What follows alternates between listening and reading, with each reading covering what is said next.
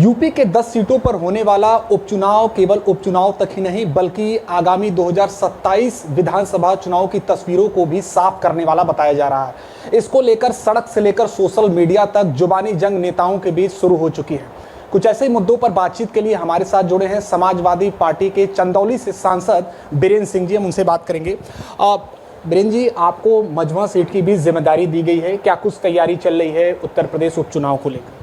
देखिए, उपचुनाव में मझवा सीट के लिए राष्ट्रीय अध्यक्ष जी ने जो भरोसा किया है, मेरी पूरी कोशिश होगी कि उस सीट को हम भारी मतों से विजय श्री दिला करके उनके विश्वास को कायम रख सकें।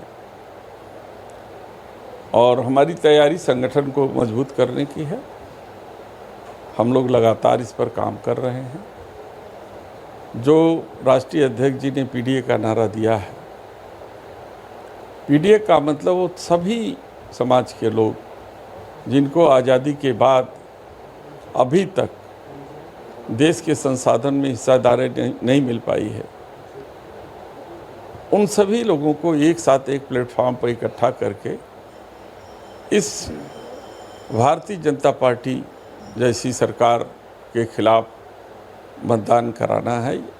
ये हम लोगों का लक्ष्य है। जी, अब से कुछ ही देर पहले समाजवादी पार्टी प्रमुख अखिलेश यादव ने एक ट्वीट किया है और उनका साफ तौर पर इशारा है कि अपने अनुसार अधिकारियों को रखकर भारतीय जनता पार्टी आगामी उपचुनाव को जीतना का प्रयास करेगी। इसके अलावा एक मिसगाइड करने का प्रयास करेगी। ये बड़ा आरोप है। देखिए, जितनी भी घटनाएं आप देख रहे हो, चाहे वो फैजाबाद की, चाहे कन्नौज की, चाहे अभी अधिकारियों के ट्रांसफ़र पोस्टिंग की, ये आपको नहीं लगता है कि भारतीय जनता पार्टी घबराई हुई है?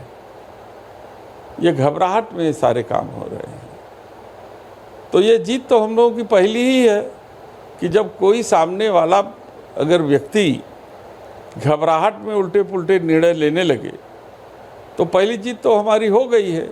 अब बैलेट की जीत होनी है, चुनाव के दिन ये भी हासिल हो जाएगा। एक सवाल ये भी है कि इनके ट्वीट के बाद अगर पहले भी बात कर लें तो कुछ ऐसी चीज़ें हुई हैं जिसको लेकर कहा जा रहा है कि समाजवादी पार्टी के छवि पर प्रभाव पड़ा है। मैं बात कर रहा हूँ अयोध्या को लेकर, कन्नौज को लेकर जो कुछ भी हुआ है। आपको लगता है कि इससे उपचुनाव पर असर पड़ेगा? ये भी एक राजनीतिक पैंतरेबाजी है। घटनाएं व्यक्तिगत होती हैं और शासन प्रशासन को यदि कोई भी व्यक्ति अगर गलत पाया जाता है तो उसके खिलाफ कार्रवाई की जानी चाहिए। कौन रोक रहा है कार्रवाई करने से? लेकिन कार्रवाई ऐसी हो जो लगे कि नहीं न्यायपूर्ण कार्रवाई हो रही है। जैसे तमाम ऐसी घटनाएं बीएचयू में भी घटी थी, उन आरोपियों के खिलाफ कौन सी कार्रवाई हुई? स्वामी चिन्मयानंद के खिलाफ कौन सी कार्रवाई हुई? अब उन्नाव के कुलदीप सेंगर के खिलाफ कौन सी कार्रवाई हुई? बहुत सी ऐसी घटनाएं जो भारतीय जनता पार्टी के जो है पदाधिकारियों के द्वारा प्रकाश में आई हैं, उनके खिलाफ कौन सी कार्रवाई हुई? तो ये राजनीतिक पैंतरेबाजी है जो जनता सब समझ रही है।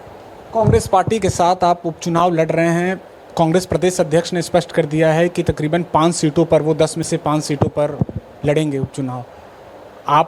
आपसे बातचीत हुई होगी राष्ट्रीय अध्यक्ष जी की, क्या कुछ लग रहा है कितने सीटों पर समाजवादी पार्टी उपचुनाव में लड़ेगी? देखिए, यह न कांग्रेस के प्रदेश अध्यक्ष के स्तर का मुद्दा है, न मेरे स्तर का मुद्दा है।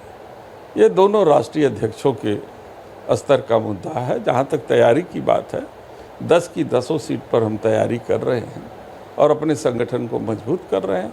जो फैसला होगा देखा जाएगा। एक अंतिम सवाल, भारतीय जनता पार्टी तो कह रही है कि हम 10 की 10 सीटों पर क्लीन स्वीप करेंगे। जो भी लोकसभा चुनाव में हुआ उससे उस पर विषय बैठक हुई है, उस पर लिया गया है, विचार विमर्श किया गया है, लेकिन हम 10 की 10 सीटों को, ये उनका माइंड गेम है। वो अब social media, print media, electronic media के जो प्रचार तंत्र थे उनके, वो फेल हो चुके हैं। अब ये दिमागी खेल खेल रहे हैं। ये 400 पार का नारा क्या है? ये दिमागी खेल था जनता ने इसे विफल कर दिया है। ये 10 का 10 सीट जीतने वाला नारा क्या है? ये भी एक साइकोलॉजिकल गेम है जिसको जनता जवाब दे देगी आने वाले।